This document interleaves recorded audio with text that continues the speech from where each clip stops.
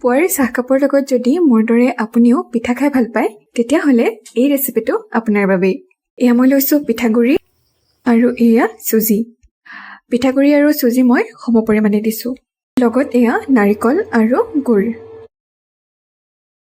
নিমখ দিছোঁ আৰু অলপমান বেকিং ছ'ডা দি এয়া অলপমান পানী দিছোঁ। মিশ্ৰণটো বেছি ডাঠ বা বেছি পাতল হ'ব নালাগে, এইদৰে কৰি ল'ব। তাৰপাছত আমাক লাগিব ডিছপ'জেল কাপ। কেইটামান কাপত মই মিশ্ৰণখিনি ধুনীয়াকৈ ভৰাই ল'লোঁ। এতিয়া চচপেন এটাত পানী দি লৈছোঁ আৰু পানীখিনি ভালদৰে উতলাই ল'ম।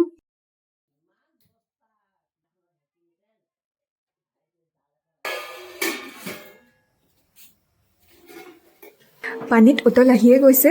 ষ্টিমাৰ প্লেটখন দি দিছোঁ। ঢাকনিৰে ঢাকি দিছোঁ আৰু পিঠাখিনি হ'বলৈ 5 পৰা 7 মিনিট ৰাখি দিম। এয়া আমাৰ চাহৰ লগত খাব পৰা ভাপত দিয়া পিঠা তৈয়াৰ হৈ গ'ল। আপোনালোকেও এইদৰে তৈয়াৰ কৰি খাব আৰু কেনেকুৱা পায় মোক জনাবলৈ নাপাহৰিব।